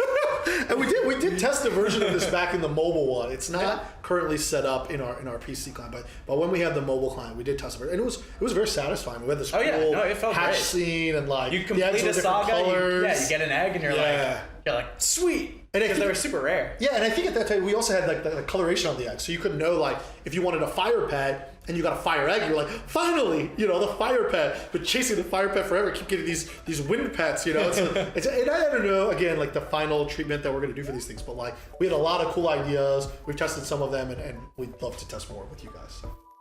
Hells yeah. One more question from Christian. During your adventure, could there possibly be a magic trader that lets you take a risk and trade one of your abilities in for a random one? I think it's a great idea. I will say one of the areas I think we're going to need brutal, honest feedback from our community on is the roguelike systems. Because while I feel like our roguelike system is a good first out, I think there's a lot more we can do there. And I've been studying as many roguelike games as I can get my hands on, and games that have roguelike features where there's some drafting, even if it's not the main appeal of the game. And I do feel like, again, our first out is good, but there's room for us to grow. And so I'm curious what people would like, and I hope we'll get more feedback like that around, hey, this is cool, but could you make this more interesting? And we're open to commentary on everything, right? Are the elemental crests, do they feel good? Are the builds impactful enough? Are they not impactful enough? Is the stat game good? Do we need to do more with heroes, less with heroes? Should there be more interesting extremities in terms of like how extreme does one thing go versus another, right? Like should we have builds that are just crazy OP, totally change things, or do we need to do more with stats? Do we need to do more with penalties, right? It's like, hey, you gain 30% crit chance, but lose attack or health or something. So stuff like that, right? Yeah. Attack would be weird. They're on the same side of the fence, but you get what I'm saying. So, so I do think that like we want feedback, and that's a great idea. I mean, the idea that you'd be able to sort of trade up, and I've already seen some themes like that in other games. Where it's like you can sacrifice health in order to take on extra power ups, and we have something sort of like that in our early access build, which people will discover in the open map. So yeah, it's a great idea, and we would be open to that idea and more ideas on how to improve just our general roguelike systems. Yeah, definitely. And for you guys out there playing the demo, make sure to join the Discord and navigate to the feedback section. If you have any ideas like that, feel free to share them. We read them all. Also, if you're playing the demo and you're like, wait a second, there's no roguelike systems in this. The roguelike systems are disabled in the combat demo. The purpose was just for combat testing, but they will be enabled in early access. All right, sweet. On to the next question. We are back to Shadow Demon, the 5 remaining questions from Shadow Demon. So question 1, will there be crossover events with other series and or platforms? For example, Bakugan, Fire Emblem, Monster Hunter, Super Mario, Sonic, or perhaps maybe even Dragalia Lost itself. What a great list of games. So typically in games, and I know this because I did some of this work at Hi-Rez, cross promotions are a business development function, right? And both games usually need a pretty good audience size in order for it to make sense. So I would love to explore cross-promotion opportunities. We don't have somebody who works full-time in business development, so I guess it would just be me sort of reaching out to folks. Don't have the time for that right now. But I would be open to it. I mean, I think it would be cool. Maybe my preference, at least at the outset, would be to partner with other indie projects. I think that vibes more with what we're doing and sort of helping raise awareness for another indie game while doing it for ourselves. I think the larger IPs are really cool and obviously would be great for us. I don't know that we have as much to offer them, right? So if I wrote to like Bandai Namco and I was like, Dragon Ball, which you love very much, I was like, hey, how about, getting some Dragon Ball characters in our game? Goku, Vegeta. Yeah. I think they probably wouldn't even write me back. They'd be like, who is this guy? Yeah. What is this game? Yeah, so it is a great idea, and I am super open to cross promotion, but I don't think that that's something in the near future. All right. Well, next question. Will there be a playable avatar character, and will it be customizable? So the short answer is for this game, no. For the greater Dragonspire universe, maybe. We did invest at one point in only 2D, but 2D character generation with a lot of possible combinations, and the art was pretty cool.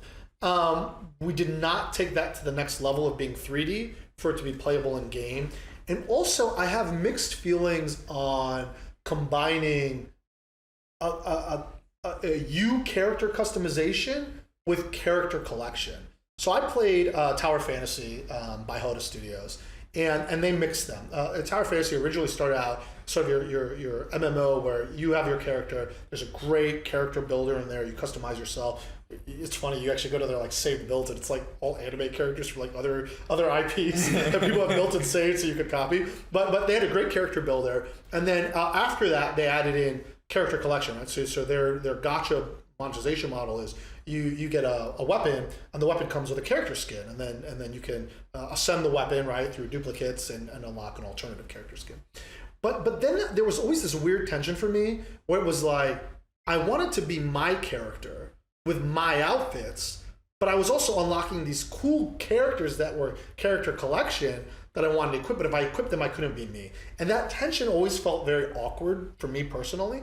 So I don't think they mix well. So in Dragonspire, we are a character collection game, right? The goal is to go out there and meet and collect your favorite heroes, right? Naomi, Serena, Breeze, Freya, right? All these very interesting characters, and the list goes on. And so I think that has to be the focus for this game. I do think in the greater Dragonspire world, and my commitment really is pretty heavy to Dragonspire for here. I'd like to make several games inside the Dragonspire universe. That there could be another game where you get to be you and you meet these characters that you've collected in another game, and somehow tying in the two games together so you could have, if you played one and progressed through one, you could have some kind of reward in another one. But I think that's we're talking 5 years down the line. That's pie in the sky, yeah. Like vision, of like we're successful and things that I'd like to realize. I think for now we have to focus on Dragonspire, and Dragonspire itself, this first version of the game, will definitely not have you as a playable character. All right. We may have Julian. Maybe we'll have you. But not the royal you, so to speak. Mr. Like's already. He's gonna be in there. That's close enough to me. All right. Next question. Will there be any voice acting for the characters in both English and Japanese? Plus, will we be able to switch between languages to where we can have the Japanese voices but the English subtitles? So right now our voice tech is still pretty early. So we have voice lines that are playing in English. Every character will make noise. Okay, every character will make noise, but only a few characters have actually been voiced. So Serena's been voiced by Kira Buckland. Breeze has been voiced by Christina V. Valenzuela, and Naomi has been voiced by Alexis Tipton. Beyond that, everything else is either temporary or not voiced. And all three of those voice actors, who are incredibly talented, by the way, those recording sessions were like a lot of fun. But all three of them are voiced in English. So we don't have any other voicing in like Japanese or Mandarin or Korean or any of like some of the like popular languages used in anime games.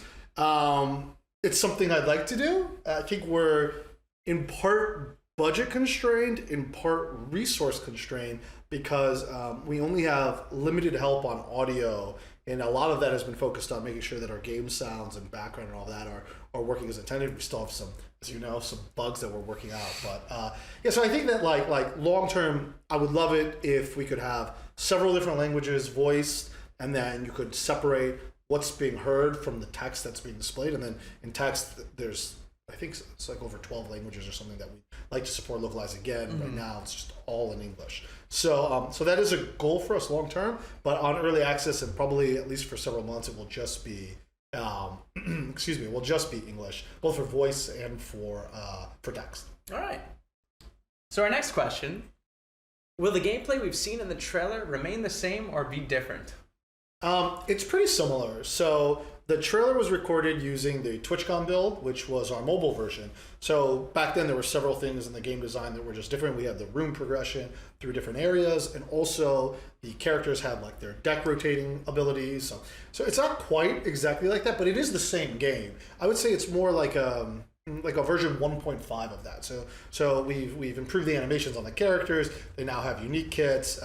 We've bumped the visual fidelity, I think, quite a bit. And you have this like open map that you'll be able to explore in the early access version, not in the combat demo. So I mean, it's ultimately, I guess, up to players to decide. But I think we've improved it, and I think so. Yeah, I feel like it's pretty close to pretty close to the trailer.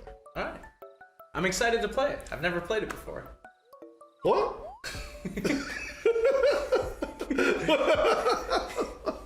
Next question. Oh my god.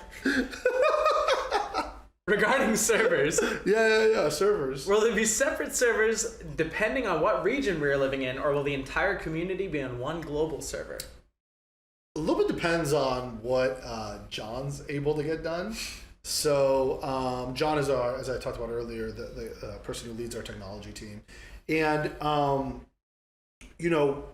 first of all, you don't really want all players on one server in terms of matchmaking, right? So there are two kinds of things that sort of happen in online games, right? There's a server for like where accounts live.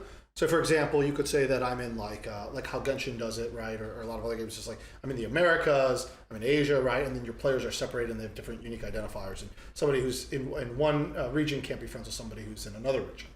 And then there's the matchmaking. So if you were to go into a game of Genshin, right, in multiplayer, you guys would be grouped into an instance, and then the players in that instance would all be pinging one particular server that's located somewhere in the world. And for data, for player data, like hey, is your account created in the same region as my account? It's pretty easy to have everybody on one. Mm-hmm. It's also easy to have separate, especially if you have like unique names. Sometimes people want to do stuff like that. If however, for matchmaking, you put everybody on one, that would be a horrible experience for whoever's not near to the server, right? So for right now, our current plan is that the accounts that are created are all together, one region, but you will only be able to play with people near you. That is our intended goal, right? So if you're in, let's say, Ireland, and I'm here in the United States, we are not going to be able to group together if it's working as I think we intend for it to do. Long term, we can see about like giving people the ability to opt out of like great connection to be able to play with their friends abroad if they just want to play on a weaker connection. But we don't support any of that kind of technology right now. What we actually get in for early access may be different. Not 100% sure. We, if I'm being totally transparent, are still working on that stuff and our matchmaking technology. But in a perfect world where we're planning things, that's how it would work. It would be that people inside of a set region that we set can only match and play with one another. And if you're outside that region, you won't be able to play with somebody because the connection experience won't be good. Makes sense. Okay, well, that wraps up our conventional questions. Now we're on to the speed questions section. Speed questions? Yes. What is a speed question? I'm going to spam you with a bunch of questions at once. Do we eat hot sauce before we do this? I feel like there's always videos you eat some kind of hot sauce. No, I don't eat the dog treats. Are you eating the dog treats? We could give we give the dog treats. Come here. You want one of these treats? That's a good doggo. That's good. Hit me with them. All right, ready? Number 1. When will early access go live? When the build is ready. Correct. What's your answer? When the build is ready. I think we're targeting June 27th. Okay. June 27th. That's our target. Okay. What game are you most looking forward to this year? Final Fantasy 16. Ooh. I think that's going to be really good action combat. I've been watching it. I am obsessed with action combat. It's one of like the fundamentals of our studio, right? And like we're trying to see if we can get that third-person action combat that's done so well in a lot of games from a top-down perspective. And probably we still have a lot of work to do, but like for our first pass, I'm pretty impressed. So that game, I feel like is going to push everything forward. I'm really excited for it. What about you? Spider-Man 2. Nice. That game also action combat. Yes. Very exciting. I like that they have the different kind of action combat too. That's like more. It's like aerial. A lot of it's aerial. I mean, it's Spider-Man, right? But it's like they find ways to do these really cool like cinematic moments. You know what I'm saying? Even in mid-combat, you can like slide into enemies' legs and it feels like a movie. That's just like I love that. Those games are great. So I'm super excited for the next installment. Okay, next question. One fun fact about yourself. I used to fight with swords. Real swords. Wow. Like so. Yeah, and in That's fact, cool. I have a scar on this finger right here that you can barely see, but it is there, from wearing out the lock on my sword, and I went to draw it and it just slid across my finger. Oh, God. Yeah. I could feel that. Ugh. And you? I play all the rock instruments. I play drums, guitar, bass guitar. Oh my God. Yes. Can you record a song for our game? And that's only you? I feel like you cut the different pieces together. If you let me. Sure. I'll put it in. This is on our to-do list. I'll add it to the audio teams. When you queue up into Riptide. We'll have a theme song for one of the hardest boss fights, and it'll be like Liam's tune. Okay, next question. What is your favorite food? Cheeseburgers? I love cheeseburgers. That's a good answer. I don't know, Kind of right? infringing on my territory. But I love sushi also. Sushi and cheeseburgers? Is that the most? You're giving you're giving two answers, and two, that's basic. They don't really mix. I think it's cheeseburgers, man. It's not, I don't want to say same, but I think same. Yeah. I mean, you know me well enough to know. We're on a hunt for the best cheeseburger in the entire world. That's what I'm saying. Yeah. Okay. Well, next question. Can you do a handstand? Absolutely not. Same. Literally. Really? I'll just fall over. Yeah. Like, the moment, it's kind of cheating learns against the these wall. I was things? gonna say. why do people do Why are you laughing? handstands? Can you do a handstand? Probably against a wall. Oh That's my cheating. gosh, I don't understand. Anyone can do a handstand against a wall. Yeah, this you is- can just balance Yeah, on will it. you do a handstand? Yeah. No, I'm not doing it. Okay, I wouldn't do it. Yeah. That's smart. You can't trick Next me. question. Next question. Okay. Who is your favorite character in Dragonspire? Mr. Like. That's fair. I love Mr. Like too, but I don't want to say Mr. Like. I've stolen your option. You have. Who's your plan B? Who's your backup? I've always loved Breeze. Breeze is good. But so does everyone in the community, so it feels like a cop-out. It's not a cop out. Breeze is awesome. Okay. That's a good answer. What skill would you like to master? Why are you laughing? I mean, like perfect world, anything. Maybe I'd like to master a martial art. That would be fun. That'd be cool. You know what I mean? You could actually do cool stuff. Like one step down from UFC fighter, but one step up from pleb civilian. I'd like to always be one step up from pleb civilian. It's a dangerous world, you know. You got to be able to defend yourself. God, I don't know what I would say to that. You've mastered all the skills that you need. You're right. What else do I? Pottery? Perhaps you'd be a potter. Maybe programming. Programming. That would be a cool. See, context. I have no skills in programming, so it sounds pretty fun to be able to just master it. Yeah. I feel like that all would- languages. Yes. You're just every language. I'm a savant. You're Neo from the Matrix, but you downloaded that's how I see the programming world. to your brain. Yeah. If you see the world that way, seek help. I see this floating protozoa from time to time in my mind. No. Are you an early bird or a night owl? Night owl. I hate the morning. I feel good when I'm awake in the morning, but also dirty. Same. Why am I awake? Same. Am I want to gonna wake up at 2 p.m. Yeah. and stay awake till 4 a.m. and then repeat. 2 p.m. might be a little late. I need more awake time.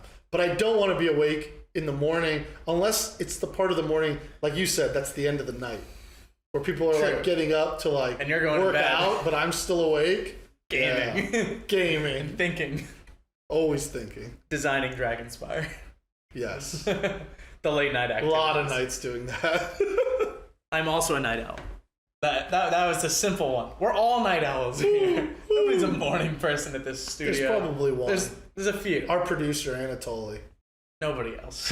What's Everyone wrong else. with them? Okay. Next question. Is a hot dog a sandwich? No. What? Well, what do you classify as a sandwich? There need to be two pieces of bread, right? A hot dog is one piece of yeah. bread connected. If you split the bun into two pieces, that's evil. All right? A hot dog Yeah, but cannot be a sandwich. if it's soggy enough, it breaks. Why do you have soggy hot dogs? Listen, when there's enough going on in there, or if you pack it to the brim full enough and it breaks apart, does it become a sandwich? No, oh my God. By definition. What do you do to your hot dogs? I'm changing your skill from programming to cooking. You need to learn the difference. Okay, last question. Any final messages for the community? I was gonna say. That was so intense. I was gonna say that as a speed question, but then I'm like, wait. Yeah, final messages for the community.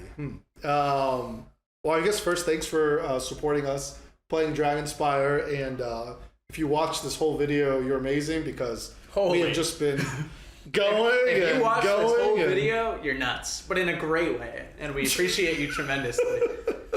I mean, we're crazy for even being here, but it's for you. This has been a passion project for us, so I think your support means the world to us, and yeah, I just really hope you enjoy Dragonspire, enjoy what we put out there, give us your honest feedback.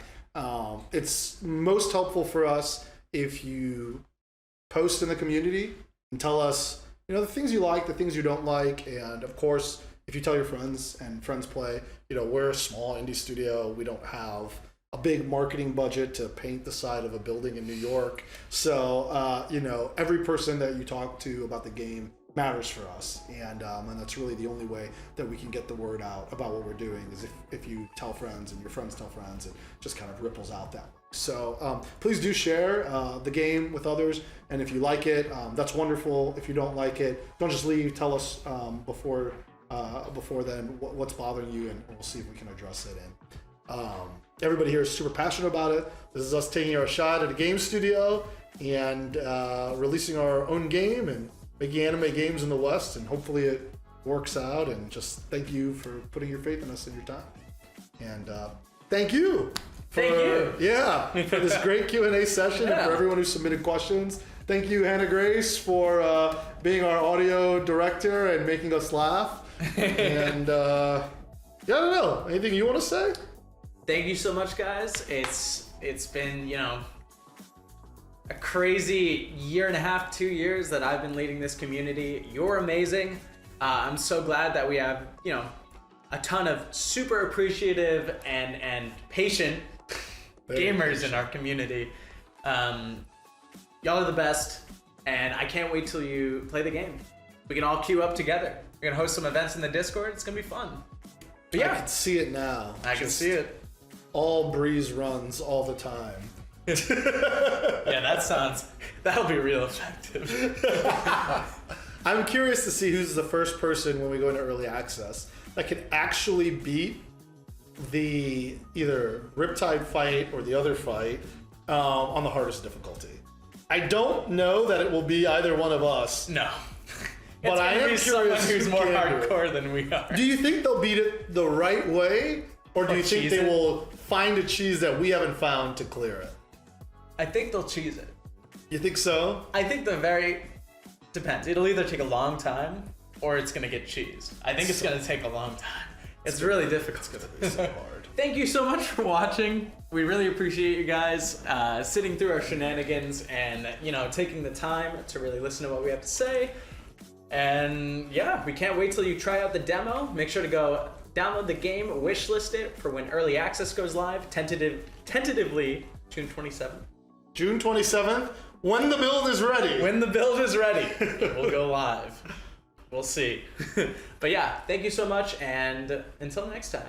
Yeah, from everyone at Starmy, take care. Take it easy.